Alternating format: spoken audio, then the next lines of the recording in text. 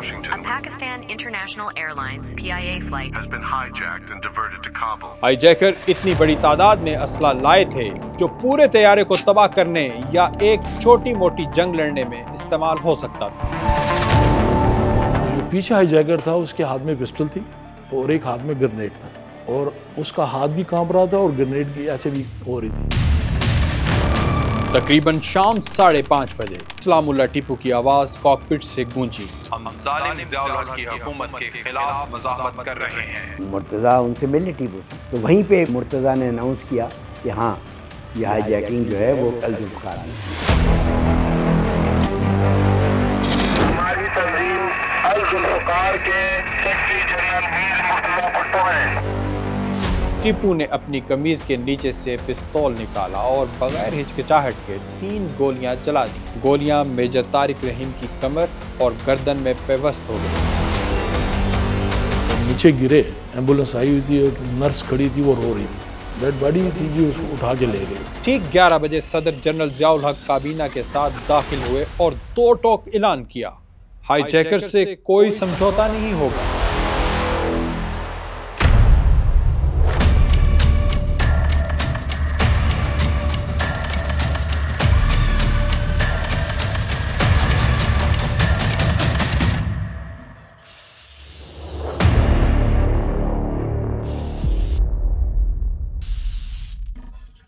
टीपू की बेचैनी बढ़ रही थी।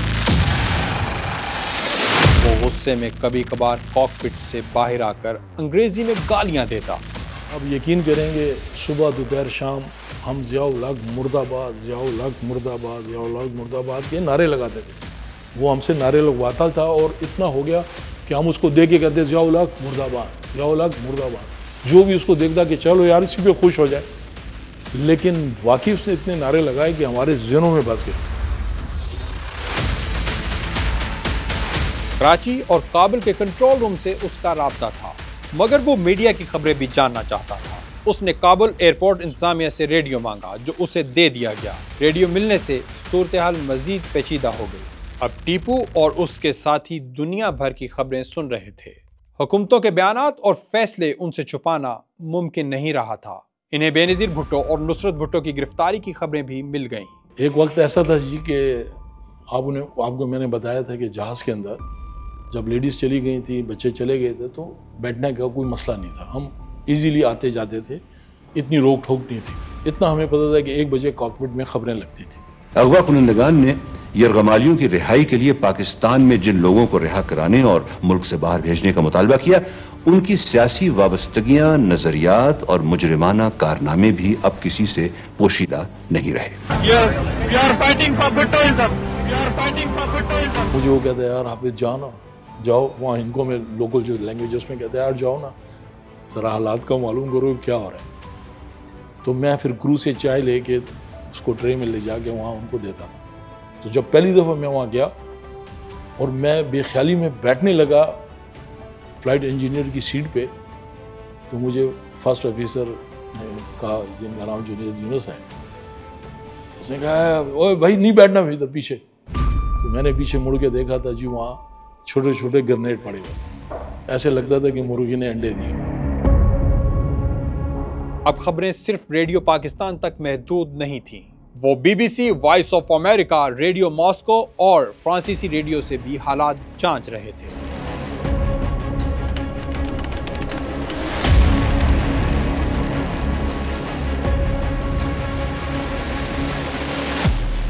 पाकिस्तानी हुकूमत ने सरकारी टीवी और रेडियो पर मुर्तज़ा भुट्टो को हाईजैकिंग का मास्टरमाइंड करार दिया कि एक मखसूस सियासी गिरोह के घिनौने चेहरे अब इस्लाम के साथ गैर मुतज़लज़ल वाबस्तगी रखने वाले बिल्कुल बेनकाब हो चुके हैं।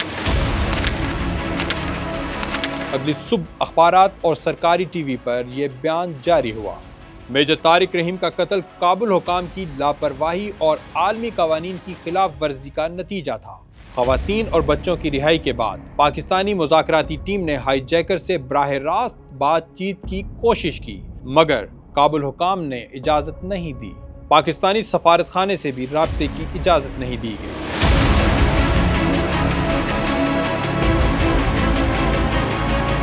हाईजैकर्स की पहली शर्त थी कि हुकूमत तस्लीम करे कि वो पीपल्स पार्टी के रुकन नहीं। हुकूमत ने यह मुतालबा मान लिया। दूसरी शर्त यह थी कि कराची यूनिवर्सिटी में हाफिज असलम के कत्ल और आर्मी जीप जलाने के इल्ज़ाम में कैद अफराद बाशमूल अकरम कायम खानी की रिहाई का भी बंदोबस्त किया जाए।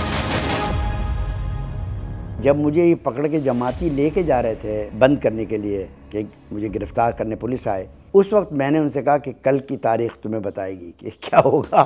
अच्छा, मैंने तो वैसे ही हवा में नहीं होता एक नारा लगाया था कि ज़रा हिम्मत दिलाने के लिए अपने दोस्तों को कि कल तुम्हें पता चलेगा जब मेरा कोई बदला लेगा। ये मतलब ये कोई प्लान तो था ही नहीं, ये सारा वाक़या बग़ैर किसी प्लानिंग के हुआ।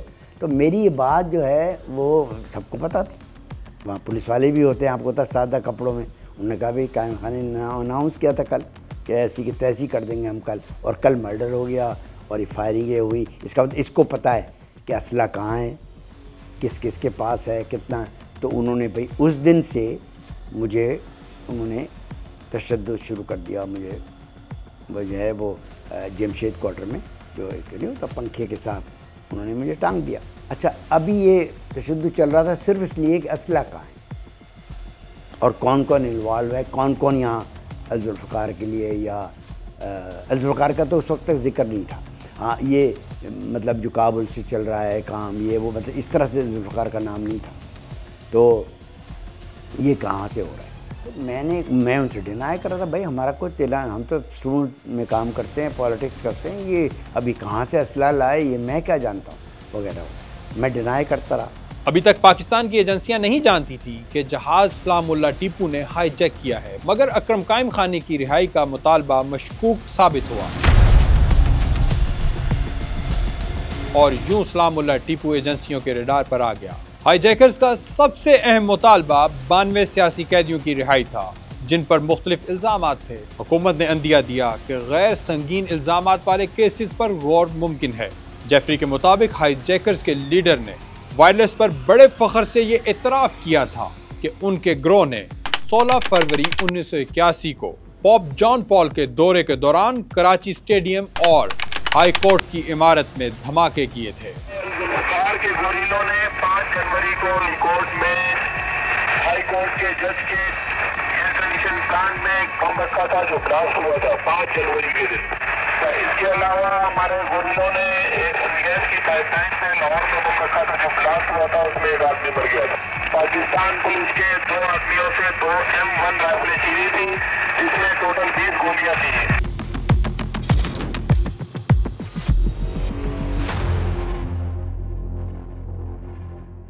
शाम के 5 बजे त्यारे के दरवाजे खोल दिए गए और काबुल की पहाड़ियों से आती ताज़ा हवा ने घुटनज़दा माहौल को कदरे खुशगवार बना दिया। टीपू सामने, नासिर जमाल दरमियान में और अली भट्ट पीछे था। रनवे पर खाने के साथ ईंधन के ट्रक भी नजर आए जिन्हें देखकर मुसाफिर सहम गए। क्या ये रिहाई का इशारा था या त्यारे का मुकाम बदलने वाला था? टीपू जहाज के पीछे दरवाजे की तरफ गया और कुछ देर के बाद वापस आया तो उसके हाथों में एक छोटी मशीन गन थी। यह हथियार कहां से आया? बिलाशुबा अल जुल्फ़िकार के किसी नुमाइंदे ने उसे अंदर भेजा था। क्लाशनकोव की मौजूदगी ने ताकत का तवाज़ुन मुकम्मल तौर पर बदल दिया था और अब किसी भी मुज़ाहमत का इम्कान खत्म हो चुका था। मंशियात का डीलर क्रैग क्लाइमोर खुद पर काबू न रख सका। उसने बड़े मासूमाना अंदाज में टीपू से पूछा, क्या मैं इस छोटे खिलौने को देख सकता हूँ? टीपू ने कहका लगाया और मजाक उड़ाते हुए बोला, तुम्हारा दिमाग तो ठीक है ना? खैर, अब त्यारे को काबुल से निकालने की मंसूबाबंदी मुकम्मल हो चुकी है। बात हुई, उन्होंने कहा जी अब टेक ऑफ करना है जहाज। हमें तो नहीं पता, ये ऐलान हो गया कि जी अब हम टेक ऑफ कर रहे हैं काबुल से और दमास्कस जा रहे हैं। इसी दौरान टीपू ने 2 अमरीकी खवातीन शार्लेट और डबी वेसिस को रिहा कर दिया जिसके बदले त्यारे में ईंधन भरवाया गया। इस दौरान PIA के एक मुलाजिम को पहली बार ईंधन भरने के लिए जहाज से नीचे उतारा गया जबकि सलामुल्लाह टीपू ने इस पर बंदूक तान रखी थी। पहली दफ़ा नादर फ्लाइट इंजीनियर, मुझे याद है कि उसने जाके पहली दफ़ा ज़मीन पे पैर रखा था जब उसने जहाज़ को चेक किया। तो सुना उसमें तेल भी ज़्यादा डाल दिया, पेट्रोल भी ओवरफ्लो होगा, ये कहते रहे कि नहीं यार इतना ये बाद में बातें पता चली, क्योंकि हम तो टेक्निकल नहीं है, टेक्निकल तो ये लोग थे। तो मैंने उसको कहा यार तू पहला आदमी, कम से कम ज़मीन पे पाँव तो तूने लगाया। तो उसने जाके जहाज़ को देखा, वो जो इंजीनियर का काम है। दरअसल अफगान हुकूमत मेजर तारिक रहीम के कत्ल पर हाईजैकर से शदीद नाराज थी और मजीद त्यारे को काबुल में रुकने के हक में नहीं थी। जब कोई और रास्ता ना बचा तो हाईजैकर्स ने त्यारा दमिश्क ले जाने का फैसला किया, जहां इन्हें शामी हुकूमत की हिमायत हासिल थी। ये बात काबिल जिक्र है कि मीर मुर्तजा भुट्टो ने अपनी जिला वतनी का बेशतर वक्त दमिश्क में गुजारा था और वहीं एक शामी खातून से शादी भी की थी। यही वजह थी कि फैसला साजों ने दमिश्क जाने का सोचा। यूं तकरीबन 7 दिन तक काबुल के रनवे पर खड़े रहने के बाद रात के वक्त त्यारा एक बार फिर रनवे पर दौड़ने लगा।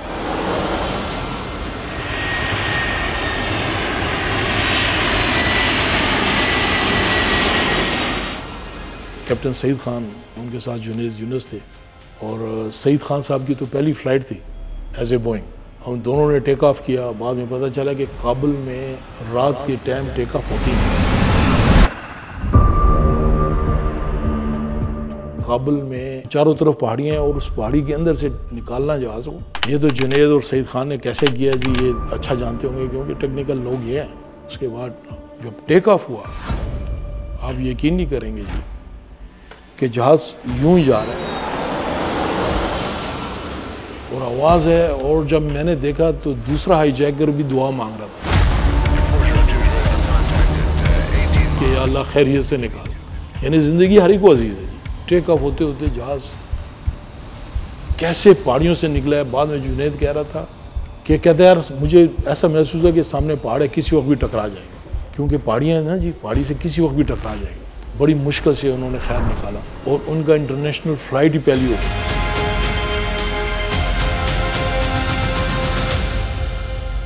इस वक्त शाम में एक मुस्तहकम मगर आमराना हुकूमत थी, जिसे बाज़ फ़लस्तीनी कार्रवाइयों की हमायत पर तनकीद का सामना था। इसराइल और अमेरिका ने इन कार्रवाइयों को दहशतगर्दी कहा, जबकि दूसरों ने इन्हें फ़लस्तीनी आज़ादी की जद्दोजहद का हिस्सा करार दिया। शाम के सदर हाफिजुल असद को एक मजबूत कंट्रोल रखने वाला रहनुमा समझा जाता था। शाम के रेडिकल अरब ममालिक से करीबी ताल्लुकात थे, जबकि नर्म रवैया रखने वाले या रवायती ममालिक जैसे पाकिस्तान और सऊदी अरब से ताल्लुकात कमज़ोर थे। बर्फ से ढके पहाड़ पीछे रह गए और त्यारे ने दाएं जानिब मोड़ लिया। त्यारा अब ईरान की फिजाई हुदूद में दाखिल हो चुका था। चंद लम्हों बाद बाएं जानिब एक रोशनी की झलक नजर आई। अचानक त्यारे के परों की लाइट्स 2 बार जली और बुझी और वो झलक गायब हो गई। बाद में मालूम हुआ कि ये ईरानी F4 फैंटम जेट थे जो शनाख्त के लिए आए थे। जैसे ही उनके पायलट्स ने PIA के सब्ज और सफ़ेद दुम वाला लोगो देखा, वो वापस चले गए और अब त्यारे की मंजिल दमिश्क थी।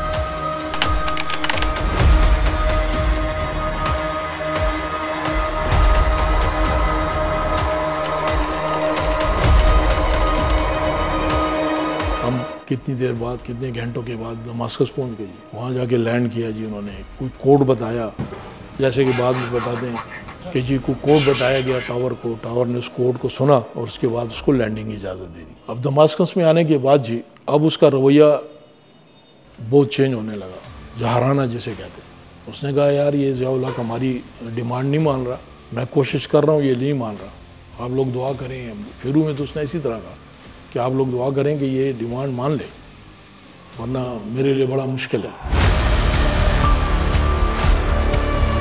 तो मैंने तो इरादा किया हुआ है, खुद भी मरूंगा और आप लोगों को भी नहीं छोड़ूंगा।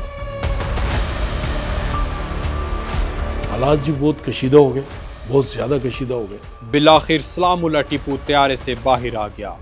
एक हाथ में हथियार था और दूसरे से विक्ट्री का निशान बना रखा था। अब आलमगीर के कोड नेम से पहचाना जाने वाला सलामुल्लाह टीपू सबके सामने था। वो बुलंद आवाज में चीखा, सुन लो सब, जुल्फकार अली भुट्टो मेरा बाप है, नुसरत भुट्टो मेरी माँ और मेरा ताल्लुक अल-जुल्फकार तंजीम से है। इंटरनेशनल मीडिया ने फौरन इस तारीखी लम्हे की तस्वीरें खींची, उसकी आवाज रिकॉर्ड की और दुनिया भर में नशर कर दी।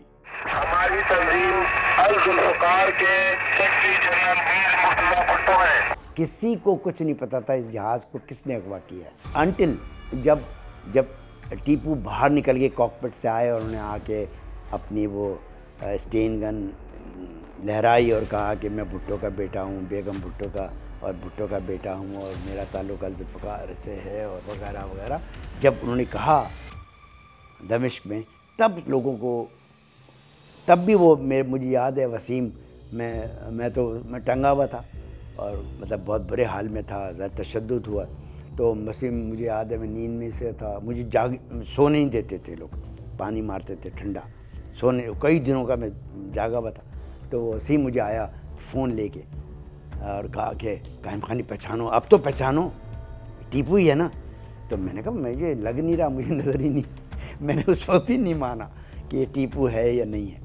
खैर, वसीम ने खुद इन्वेस्टिगेट किया और उनका कारनामा था फौजी, मतलब ये हकीकत है कि उसने ये लोकेट कर लिया सारा। वसीम साहब ने पूरी जो इन्वेस्टिगेशन उस दौरान में की, मालूम कर लिया था कि कौन कौन है। खबर तो थी एक बड़ी कि जहाज़ अगवा हुआ है, उसको, लेकिन इस तरफ सोच ही नहीं रहे थे हम। वो तो जब टीपू के घर पे पुलिस ने छापा मारा और पूरी फैमिली को गिरफ्तार करके ले गई, छोटे भाई को भी, माँ को, बाप को, तो सारी एकदम मोहल्ले में खुलबली मच गई कि भाई टीपू की पूरी फैमिली को पुलिस गिरफ्तार करके ले गई है। सबको एकदम ख्याल आया क्यों ले गए भाई टीपू की पूरी फैमिली को। और उनका जी आर्मी भी आई थी, पुलिस भी थी, बड़ा हर एक को अलग अलग गाड़ी में बिठाया और ले गए। तो फिर एक जहन में आया कि यार कहीं टीपू का तो मसला नहीं है ये। फिर वो जब उसकी आवाज़ सुनी तो सारे ही लड़के पहचान गए इलाके के, यार ये तो खान है, टीपू की आवाज़ लग रही है, टीपू की आवाज़ लग रही है। फिर वो अगले दिन तक क्लियर हो गया। इसने बोला था ना, वहाँ पे एक आवाज़ इसकी टीवी पे सुनाई गई थी, रेडियो पे, कि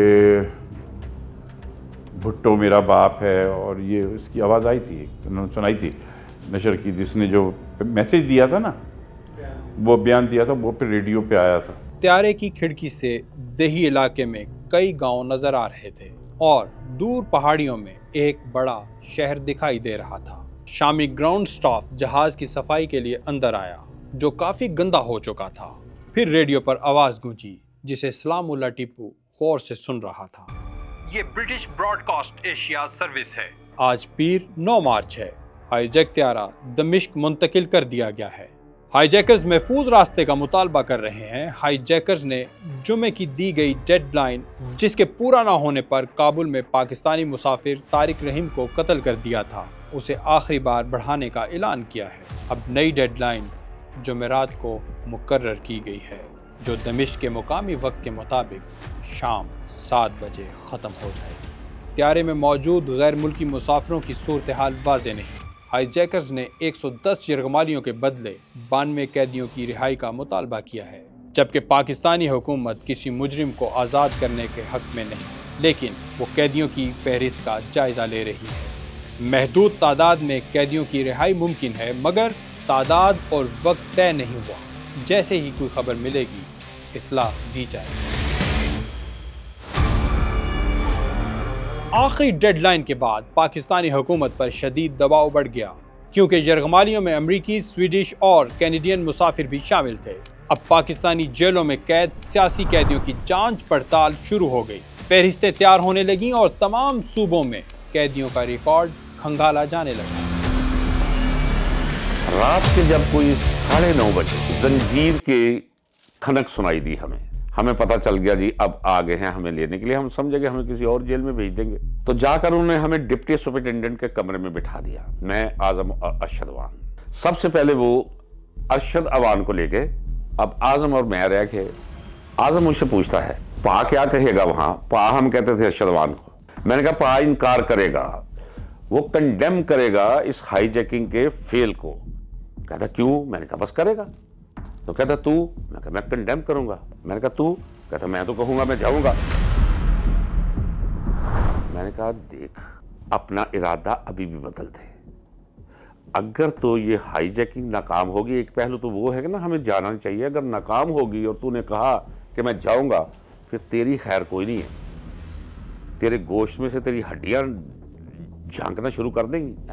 आज़र तफन्नुन से मैं कह रहा हूँ। कई सियासी कैदी दमिश्क जाने से हिचकिचा रहे थे। क्योंकि इन्हें हाईजैकिंग की नाकामी और वतन वापसी के रास्ते बंद होने का खतरा था। कुछ को अल-जुल्फ़कार की नीयत पर शक था और कुछ इस हाईजैकिंग को ज़ियाउल हक की चाल समझ रहे थे, जबकि दीगर नजरियाती या खानदानी वजूहात की बिना पर रुकना चाहते थे।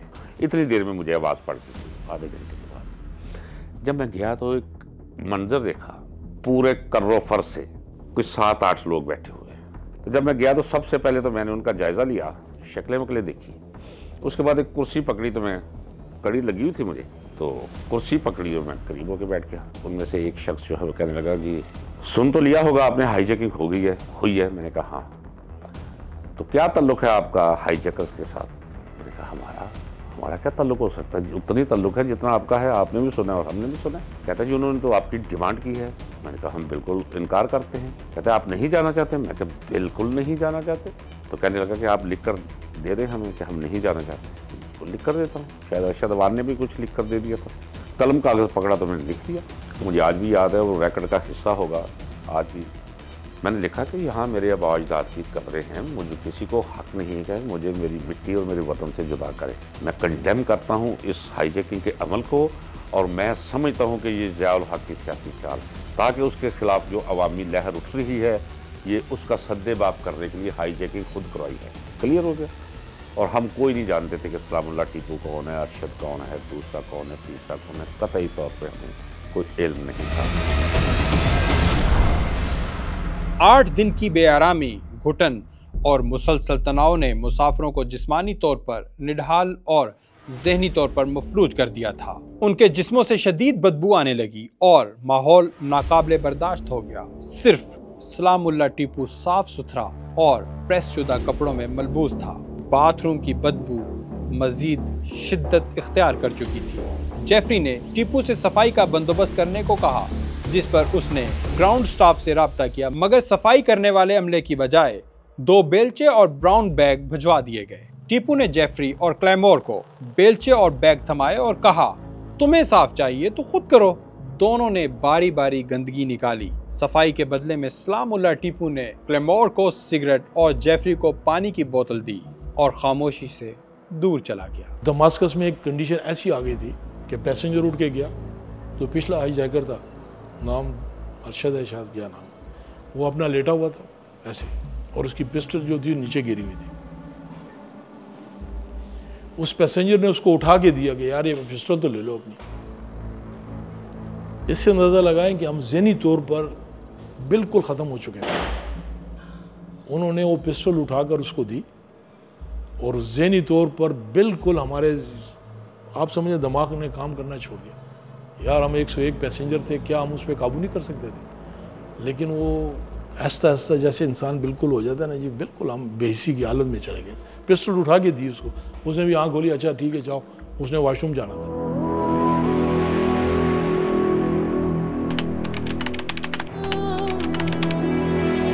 दिन के इख्तिताम पर टीपू ने फ्लाइट अटेंडेंट फरजाना शरीफ से चंद अल्फाज कहे और चला गया। कुछ देर बाद नाइला रजा फरजाना के पास आई। दोनों ने एक दूसरे का हाथ थामा और आहिस्ता आवाज में बात करने लगी। फरजाना बोली, नहीं तुम जाओ। नाइला ने भी यही कहा। टीपू ने इनमें से एक को जाने की इजाजत दी थी, मगर कोई भी त्यारा छोड़ने को तैयार नहीं था। चंद लम्हों की कशमकश के बाद फरजाना ने नाइला को गले लगाया, आंखों में आंसू लिए, अल्लाह अकबर कहा, लाल दुपट्टा चेहरे पर डाला और दरवाजे की तरफ बढ़ी। जाते हुए एक आखिरी नजर सब पर डाली और वैन में सवार होकर नजरों से ओझल हो गई।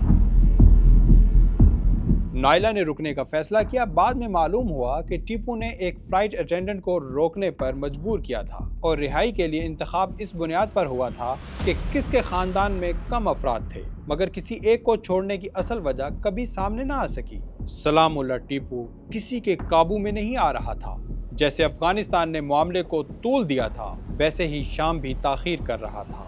अब टीपू को काबू करने के लिए एक खास हिकमत अमली तैयार की जा रही थी। फिर उन्होंने कोशिश की पुलिस ने कि मुझे जो है और टीपू के वालिद को भेज दिया जाए दमिश्क, ताकि मैं टीपू को राज़ी कर सकूं कि कॉम्प्रोमाइज़ हो जाएगा। आप उसको किस तरह राज़ी करें कि वो जो है ना मुसाफिरों को छोड़ दें। मैंने कहा भाई वो मेरी बात नहीं मानेगा ना, मेरे डिसिप्लिन में नहीं है वो। तो उन्होंने कहा नहीं वो तो आपके PSF का मेंबर है ये।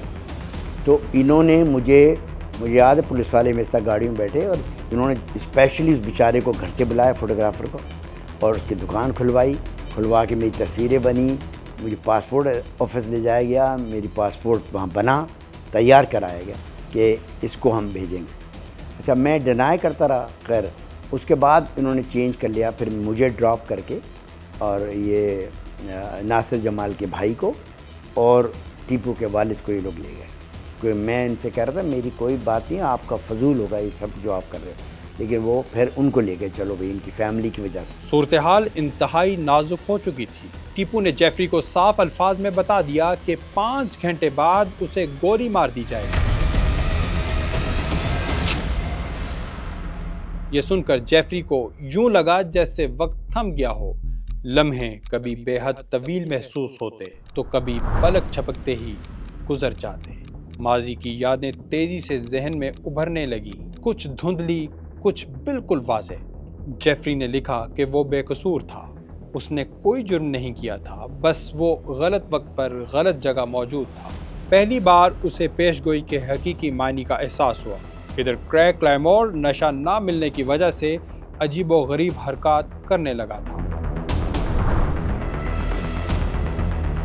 टीपू ने एक दफ़ा कैसेट भी लगाई थी, वो इंग्लिश कैसेट थी, जिसके बोल जो मुझे थोड़ा सा रिकॉल करता हूँ, उसका गाता है कि जी लेट मी गो, मुझे जाने दो, मुझे जाने दो। उस पे वो इंग्लिश मुसाफिर था, गोरा, शायद USA का था, आई थिंक, मुझे याद पड़ता है कि अमेरिका से ताल्लुक़ था उसका। उसने उसके ऊपर रक्स और डांस करना शुरू किया कि वो उसका उर्दू तर्जुमा ये है कि ये मेरे दिल की आवाज़ है, मुझे जाने दो, मेरे दिल की आवाज़ है। Set me free, for I'm your spell। फिर यासीन शरीफ थी क्रू के पास, वो ऐसा लगता है ब्लैक में बिक रही है। ये कहता है यार मुझे दे पढ़ने के लिए, कहता है मुझे दे पढ़ने के लिए। अल्लाह ताला सबको बहुत याद आ रहा है। सलामुल्लाह टीपू बार बार लीबिया और कभी कभी तेहरान से त्यारा उतारने की इजाज़त मांगता रहा। तेहरान ने इनकार कर दिया, लेकिन लीबिया ने इजाज़त दे दी। ताहम टीपू कैदियों की रिहाई का इंतज़ार करना चाहता था। वो गुस्से में आकर झुंझलाता, गालियां देता और बार बार अपनी पिस्तौल का ट्रिगर दबाता। जेफरी को दी गई 5 घंटों की मोहलत खत्म हो चुकी थी, मगर शामी एजेंसियां इसे फिलहाल रोक रही थी। बिल्कुल हमारी 2 बजे डेडलाइन है और थी, ये आप नोट कर लें, है बिल्कुल। इसके बाद कोई कांटेक्ट नहीं होगा पाकिस्तान गवर्नमेंट से हमारा। हमने इसलिए थोड़ा टाइम आपको 10-15 मिनट लेट किया कि फॉरेनर्स बात कर रहे थे। ये याद रखिए कि जिस दिन तैयारा हाईजैक हुआ है, कैंप जेल में लाहौर और कोल्ड लखपत में अगर आप कहें कि 100 लोग थे ना, तो इन दिनों में कुछ 100-150 और पकड़ कर वो अंदर आ गए, यानी पकड़ दकड़ शुरू हो गई। ज़्यादा को मौका मिल गया एक टेररिस्ट अटैक की वजह से। मतलब पहले तो हम कहते थे कि भाई हम लोग पॉलिटिकल वर्कर्स हैं, फिर उन्होंने ये करना शुरू कर दिया कि हर पॉलिटिकल वर्कर को जुल्फ़िकार का केस लगाते थे, जुल्फ़िकार का। तो उनको एक छतरी मिल गई थी फौज को, मुझको भी उसमें डाल दिया। उन्होंने कोई वाक़या नहीं डाला मुझ पे कि भाई मैंने ये दहशत गर्दी की हो। वो सारे ही लड़कों का बस उनको जुल्फ़िकार में डाल के फौजी कोर्ट से ना बेल ना कुछ बंद रहो, उससे हमें बहुत नुकसान हुआ। सलामुल्लाह टीपू ने कॉकपिट का दरवाज़ा खोला। वो गुस्से से भरा हुआ था, आंखें सुर्ख हो रही थी। उसने मुस्कुराते हुए क्रैक क्लाइमोर की तरफ इशारा किया। ज़िया हमारी बात नहीं मान रहा, आज रात 7 बजे शुरू करेंगे। तुम CIA के एजेंट हो, तुम्हें पहले, और तुम भी। उसने जेफरी की तरफ देखकर कहा। त्यारे में एक नाइजेरियन मौलवी था जिसने त्यारे में ही जाए नमाज बिछा ली और दुआएं शुरू कर दी। बस अब सबको आखिरी दुआ का मौका दिया जा रहा था। टीपू ने दोबारा कॉकपिट की तरफ जाकर उर्दू में तकरीर शुरू की। टीपू ने कहा कि अब उसका सब्र खत्म हो चुका है। अगर ज़ियाउल हक ने कैदी रिहा ना किए तो वो शाम को कार्रवाई शुरू कर देगा। उसके बाद ही दमास्कस में ये सूरत हाल हो गई और उसने ये कहा कि भाई अब हम आखिरी स्टेज पे आ गए हैं। मीन्स कि 72-76 घंटे रह गए, इसने डेडलाइन दे दी। डेडलाइन देने के बाद उसने कहा कि मैंने पूरी कोशिश की है इनमें से कोई नहीं मान रहा, यानी गवर्नमेंट की तरफ उसका ध्यान था कि ज़ियाउल हक नहीं मान रहा। मुझे ऐसा फील होता है कि जिन्होंने कुछ टाइम बम या कुछ चीज़ उन्होंने लगाने की कोशिश की और उसने कहा जी आप लोग दुआएं मांग लें। अब देखें जी ये आलम है, अगर सामने जहाज़ में बम फिट हो जाए और कहने वाला कहे कि आखिरी दुआएं मांगे, तो अब बताएं कि इन लोगों की सूरत आलम भी थे जी। मुझे आज भी याद है जी, मेरी जेब में पेन था, मैं इंग्लैंड से, क्योंकि वो कार्ड मार्ड भरते थे तो वहीं से इंग्लैंड।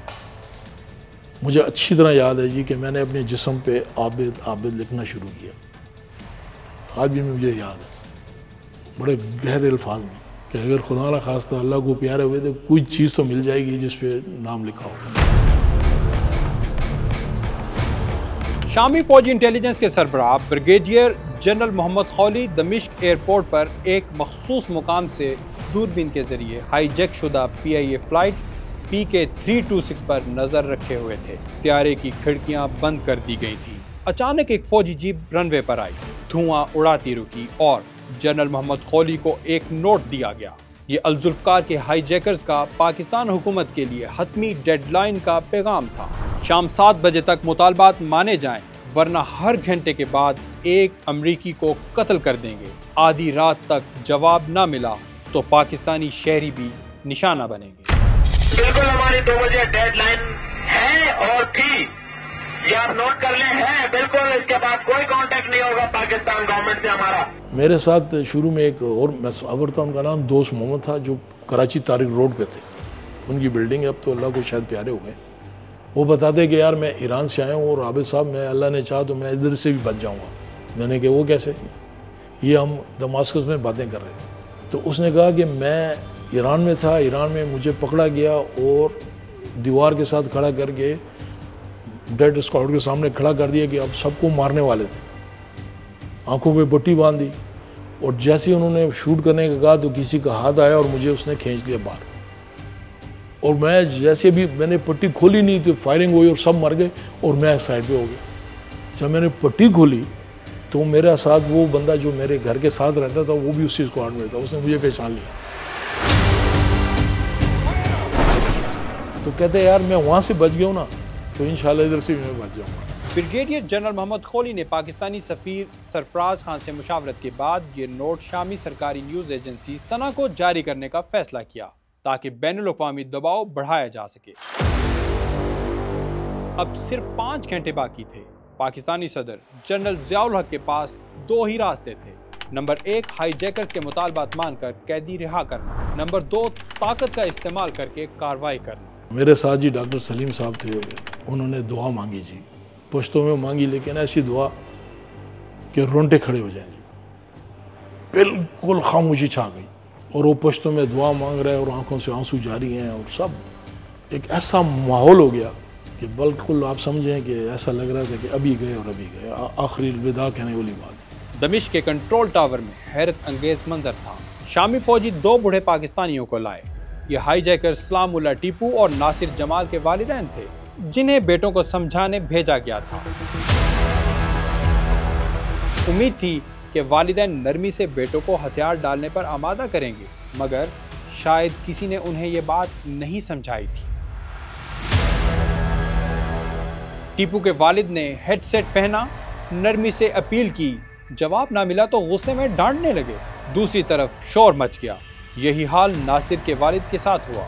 नतीजा उल्टा निकला। हाईजैकर्स गुस्से और शर्मिंदगी से भड़क उठे। वालिदैन को टावर से निकाल दिया गया और हिकमत अमली नाकाम हो गई।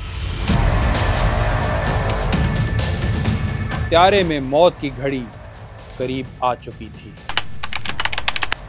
शाम के 6:30 बज रहे थे। सिर्फ 30 मिनट बाकी थे। अचानक रेडियो पर एक आवाज गूंजी। हेलो PK-326, ये दमिश्क कंट्रोल टावर है। हमारे पास एक जरूरी पैगाम है। जरूरी पैगाम है।